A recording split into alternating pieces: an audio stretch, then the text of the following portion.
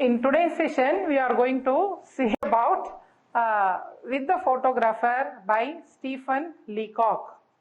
Hope you know who a photographer is. You would have seen him in our school during sports day, annual day, during cultural programs, the man with a camera moving in the front stage, intruding your views sometimes. Yes, he is a photographer. You have seen a photographer. Have you met a photographer? Yes, you have met when he comes to take your photo for your 10th standard nominal roll, identity card, etc. So we are nervous before a camera. Do you agree? Yes, even I am nervous before the camera. Every one of us is. Only very few are confident before the camera. In this lesson with the photographer, author is telling his experience with the photographer. See, he does not generalize. He is talking about one particular photographer whom he met. He is telling his real life incident perhaps. Okay, let us know about the author. Stephen Leacock. His original name is Stephen P.H. Butler Leacock.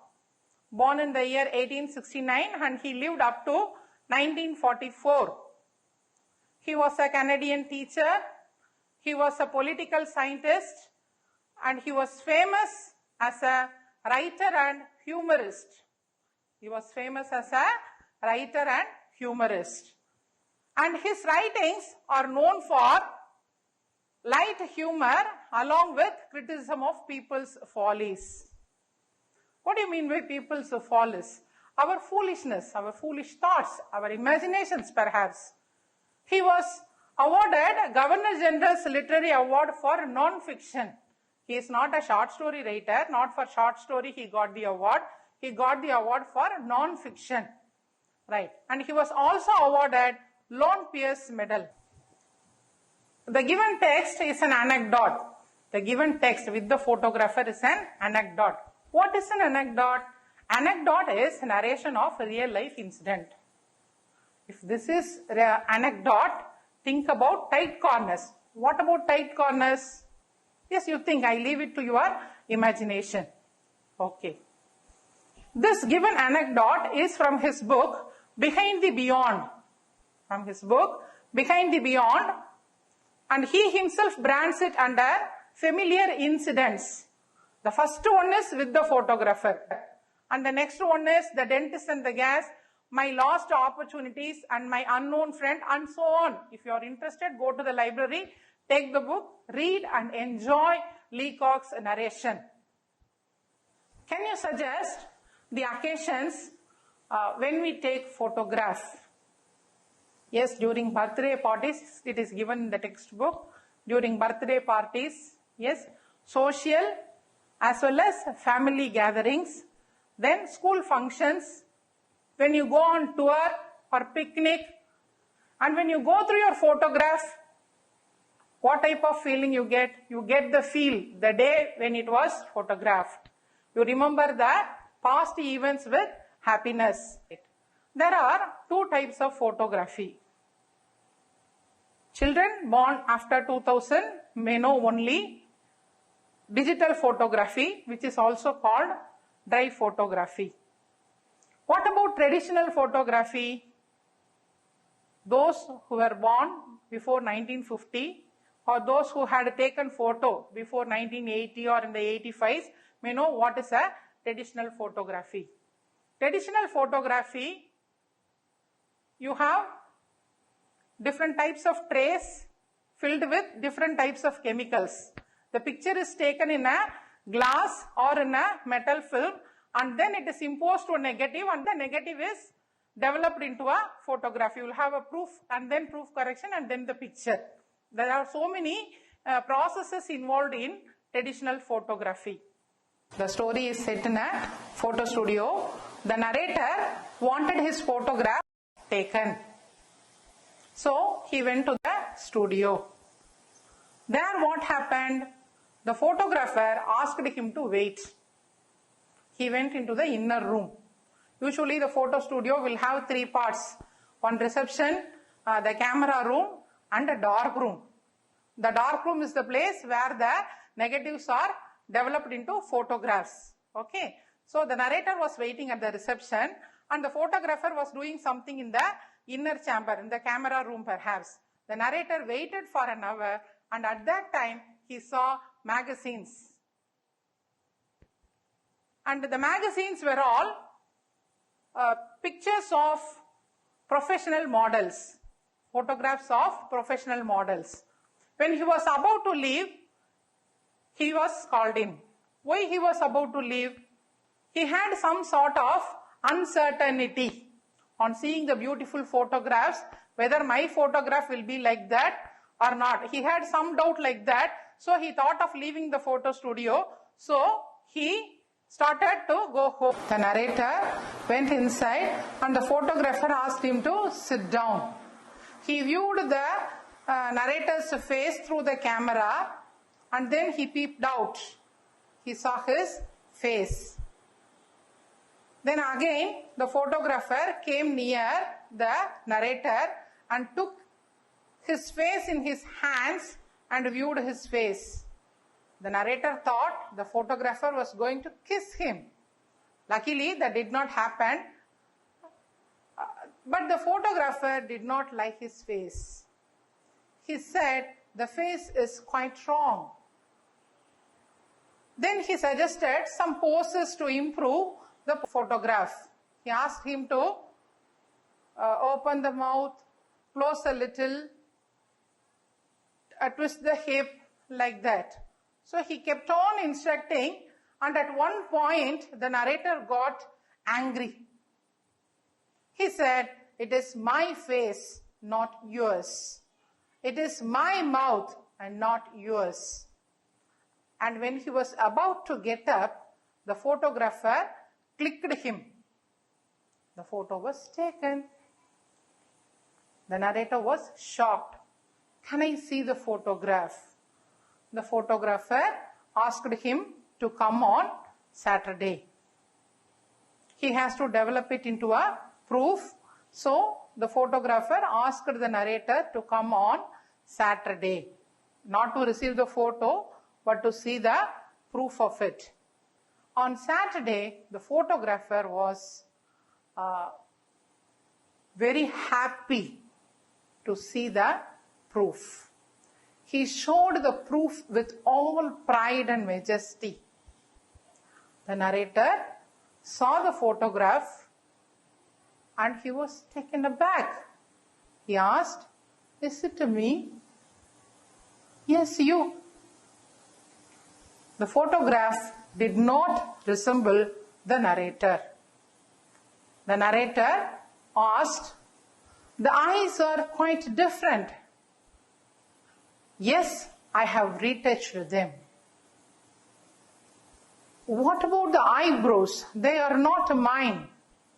The photographer said, I removed your eyebrows and draw a new eyebrows. Oh, what about the mouth? It's adjusted a little. That is the reply of the photographer. The narrator was very much angry at the photographer's work and the response. He said, I have come to take a photograph of mine to give it to my friends and family as a memory to replace my loss. After my death, people might remember me or recall me through the photograph. I think I was mistaken. You put all the photographic skills, you apply bromide, oxide, dullhide, sulfide, etc. and you have changed my photograph. It is not me at all in the photograph. With an anguished cry, he leaves the photo shop. This is the narration given in the textbook. If you look at the first line, the opening line of the textbook, it is, I want my photograph taken. It is in first person narration. I may stand for the narrator or the writer, author himself or Leacock himself. Right. Why did the author go to the photo studio? See, these questions are given at the back of the textbook, and we are using those questions to look into the text. Okay, now take your textbook and see the first question. Why did the author go to the photo studio? The opening sentence, I want my photograph taken. How can you write it as the narrator wanted his photograph taken? Right. Describe the photographer. The photographer was a drooping man in a grey suit with the dim eye of a natural scientist. See the word drooping man. Drooping man means he is somewhat hunchbacked or something like that. That means he was absorbed in himself. He had no time to look at others. That's what it means. There is a slight suggestion for that. And the third question, significance of what the narrator was reading at the photo studio. He read some magazines. We saw already. It was the Ladies' Companion for 1912, the Girls' Magazine for 1902, and Infants' Journal for 1888. What is the significance of these journals? See, these photographs are beautiful photographs of professional models. On seeing those models, what happened in his mind? Subconsciously, his mind started comparing himself with the models. All are not like models. We are not like that. How our photo will look like? There is another sentence. What suggests this? I had done an unwarrantable thing in breaking in the privacy of this man's scientific pursuits with a face like mine. The man has somewhat, due to comparison, a low idea on his face. That is why he says, I had done an unwarrantable thing, a thing which I cannot guarantee. By breaking in the privacy of this man's scientific pursuit. The photographer is busy. See, the man is busy without any customer. You have to note that. There is no other customer in the shop. He is the only customer, and then the photographer made him wait. He was busy developing some proof or something like that. We don't know. So in scientific pursuits with a face like mine. Why did the narrator assume that the photographer was praying? Perhaps the narrator had no experience of visiting the photo studio earlier. And there is also another suggestion. When the photographer took his face in his hand and he moved from this end to that end and he had a close look at the narrator's face, the narrator imagined the photographer was going to kiss him. Right? And the fifth question is, how did the inner room get light? I told you the photo studio had three parts. One is the reception, the next one is the camera room, and the third one is a dark room. So now he is going into the camera room. Since they are going to take a photograph, the room would be, will have bright light inside. It will be artificial, as well as it may have some natural lighting. That is what is suggested here. So there is a glass window which also had a cotton screen. So if you remove the screen, you will get light, and when you don't want the light, you can close the light with the screen. That is what is given there. I sat down in a beam of sunlight filtered through a sheet of factory cotton hung against a frosted skylight. Okay. Why did the photographer took long time to photograph the author? Maybe the photographer was concerned that he should take the photo excellently well. He was concerned about the outcome of the photograph. He already told the face was quite wrong and the narrator looked ordinary, like us, not like the heroes. Maybe the photographer had too much of expectation as of taking the photograph of some professional model, but the narrator was not such person. He represents the common man. The face is quite wrong, he said. I don't like the head, he has said. And then he said, your ears are too long or something like that. Some comment, some bad comment which would make the narrator angry. He was keeping on saying.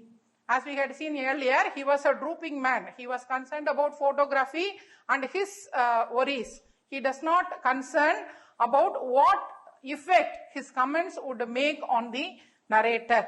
So, inconsiderate of the narrator's feelings, the photographer kept on saying, the face is quite wrong, I don't like the head, etc. What angered the author? Well, there is nothing to feel wrong about the narrator. Naturally, if somebody criticizes us, we will also get angry. The photographer suggests so many poses, and at one stage, the narrator got angry. See, I have come to take a photograph of mine. Why should you criticize me?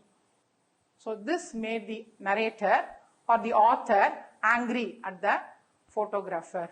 He started to retaliate. Let us see how the photographer sees, what is the reaction of the narrator in the video. You will understand better. Or maybe not, but I gotta look so good. But I gotta look so good. The face is quite wrong. I know it, and I always know it. I think the face would be better 3/4 full. I'm sure it would, and so would yours. Though the face is small, narrow, or solid, it looks good when you frame it to 3/4.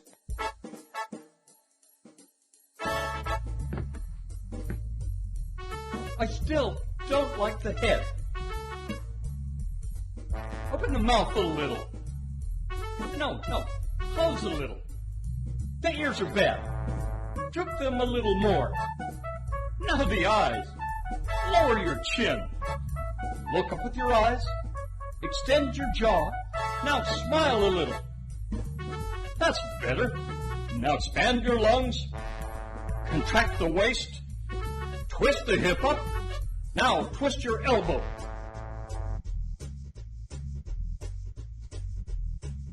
I tried my best, but the face still looks a little weird. Stop! This face is my face. It's not yours. It's mine. I've lived with it for 40 years. I know it's a bit out of drawing. I know it's not made for me, but still, it's my face, the only one I have. I have learned to love it. And this mouth is mine, not yours. These ears are mine. And if your machine is too narrow... I think I cut the features just at a perfect time. Why did the photographer feel happy after taking the photograph? Perhaps he has done his job.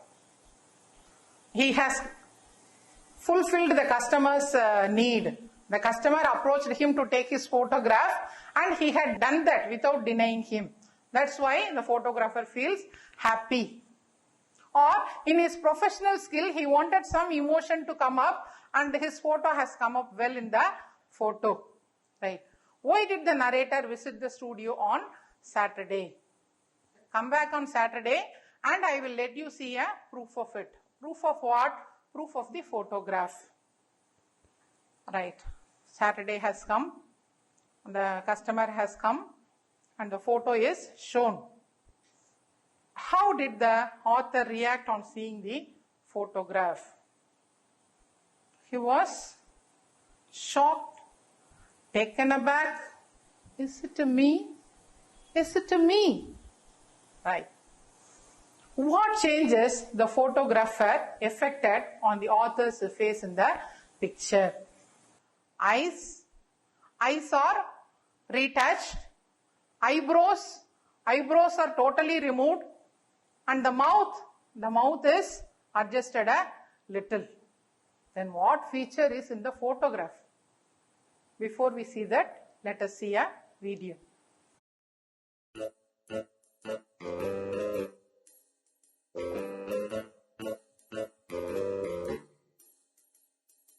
Is it me? Yes, it is you. The eyes don't look pretty much like mine. I retouched them. It looks splendid, doesn't it? Okay, but the eyebrows, I'm sure my eyebrows don't look like that. Eyebrows are removed.